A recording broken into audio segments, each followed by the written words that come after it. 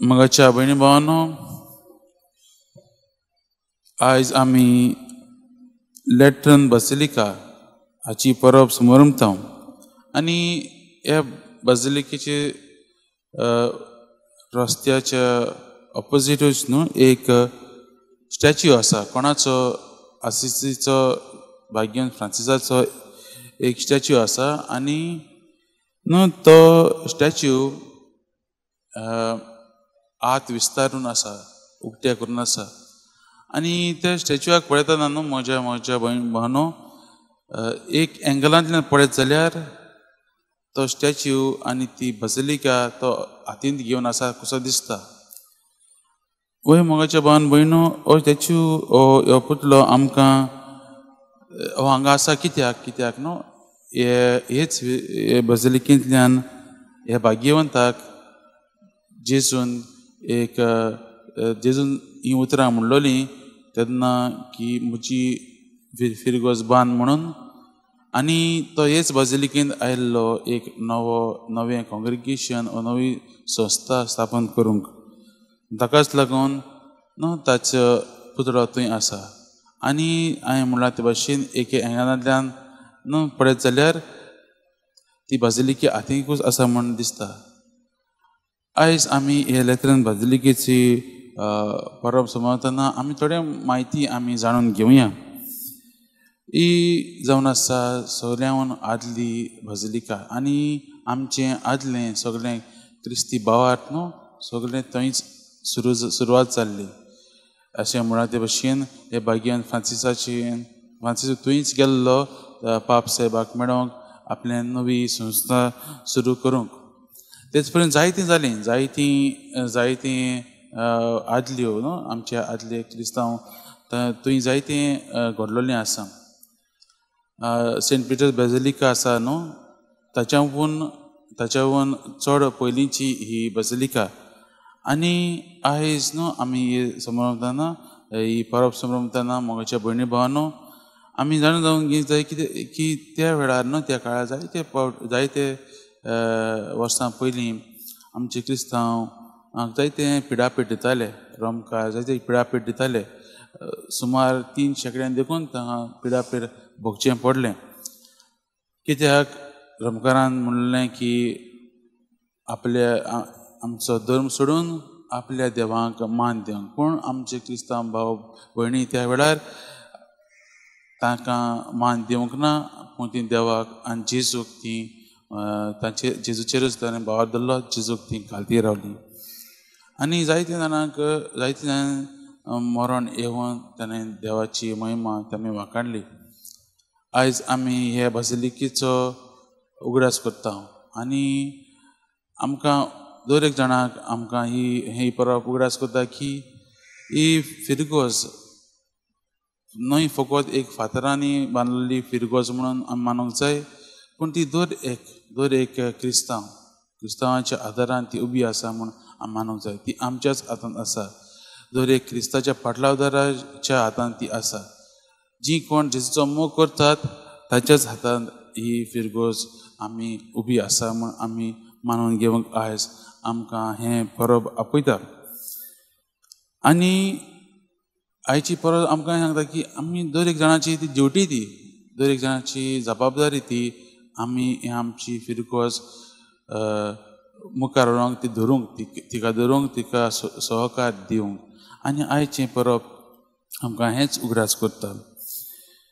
आयज आमी ह्या परबेचेर नियाळ करता आसतना आमची वाचपां ही आमकां तेंच उलयतात. देव मंदिराचीच खबर ती आमकां सांगतात. पयले वाचपांतल्यान दुसऱ्या वाचपांतूय आनी तिसऱ्या वाचपांतूय आमी देव मंदिराची खबर केल्यार ती पळयता. आनी देव मंदीर जावन आसा मोगाच्या भयणी भावांनो हें आमकां एक पवित्रतायेची झर जातूंतल्यान आमचो भावार्थ उपजता. तातूंतल्यान आमकां पवित्रतायेन आमी भरतात. तातूंतल्यान आमचो बोरमोत्सव गोड जाता. तातूंतल्यान आमकां आमचो भावार्थूय गोड जाता. आनी तें आमी पयले वाचनात पळयलेलें आसा. जंय मोगाच्या भयणी भावांनो जायते इजेकियल प्रवादी म्हणटा न्हू त्या देव मंदिरांतल्यान एक नोंद तो पळयता. जी नोंद नदीचो बुन्याद नदीचो सोर्स जावन आसा वेदिल्ल्यान ती जर पडटा आनी ती जंय जंय वयता ही नद म्हाज्या भयणी भावानो थंय ती जिवीत दिता थंय ती पवित्रताय दिसून येता. आयज आमकां हे नदीचेर नदर मारूंक आपयल्ली आसा. आमची नद वा आमची नद जावंक जाय जेजू क्रिस्त. तातूंतल्यानूच आमकां बळ मेळटा. ताचेरूच भाव दवरल्यार आमी भरवशाची मनशां जातात आनी दुसऱ्यांक आमी भरवसो दिवंक पावतात. तेच परीन दुसऱ्या वचपान म्हाज्या भयणी भावानो भाग्यवंत पावलो आमकां उगडास करता. आमी देवाच्या मंदिराची फातर आनी इमारती म्हूण तो आमकां उगडास करता आनी आमी आमचेरूच ही पवित्र आदारून बांदलेली आसा. आमी ती घोट धरूंक आमचे दर एक जाणाचो कायदा म्हूण तो आमकां सांगूंक सोदता. आनी तिसरे वचपान म्हणचे शुभ वर्तमान पळयता हांव जायते जाण देव मंदिरांत आपलें सगळें विकताले आनी आज आमी पळयता जेजू ते सगल्यांक कोण विकतात तांकां भायर घालता. कित्याक ताका नाका आपलें देवाचें घर एक बाजार जालोलो. ताका नाका आपल्या देवाच्या घरांत सगळें वायट चल्लोलें आनी ताकाच लागून मोगाच्या भावान भयणो आयची वचपां आमकांय उगडास करता आमचो आनी देवाचो संबंद कसो आसा काय म्हणून. आमचो आनी देवाचो संबंद कसो आसा तो आमी नियाळ करतना आमी चिंतून पळया. जायते फावटी मोगाच्या भावान भयणो दर एक जाणाक आमकां देवाचो भावार्थ परगट करूंक आपयल्ली आसतना आमच्या जिवितांतल्यान पूण आमी जायते फावटी फाटीं सरतात. आमी आमच्या जिवितांत सगळेंच एके भाशेन जाल्लें आसा आनी आमचें मन जें खरें देवाचेर आसपाचें तें आमी दुसरे वस्तूंनी आमी बुडलेलीं आसात. आमच्यो चाली रिती आसात देव मंदिरांत पूण आमी ताचेर त्यो भावार्थान करूंक आयचें ही परब आमकां आपयता. तर आयच्या ह्या वाचपाचें नियाळ करता आसतना मोगाच्या भयणी भावानो आमी आमच्या जिविताचेर नियाळ करुया. आमचो संबंद कसो आसा काय जेजू लागीं. आमचो संबंद कसो आसा काय देवा लागीं.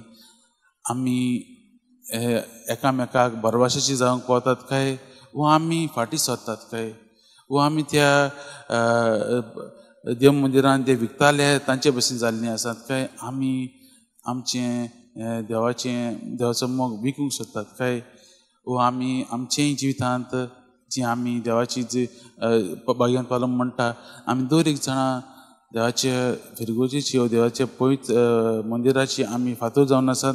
आमी कितें जावन आसात काय आमी आमचे पवित्र सभेक आदार दितात काय हो प्रश्न आमकां करूंक आपयता. तर आयच्या ह्या वाचपाचें नियाळ करता आसतना देवा लागीं हीच कृपा मागुया. आमी ताच्या मोगान भरोवन आमी खरी ताच्या मंदिराची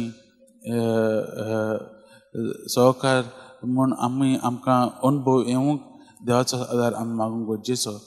आनी आमी आमच्या सेवेंतल्यान आमच्या चाकरेंतल्यान आमच्या उतरांतल्यान आमी हें देवान आमकां दिल्लें कार्य ताका परगटपाचें ताचेच भाशेन आमी दुसऱ्यांक भरवंसो जावपाचें कार्य दिल्लें आसा तें आमी बरे भाशेन पाडोवंक देवाचोच आदार आनी कृपा आमी मागुया.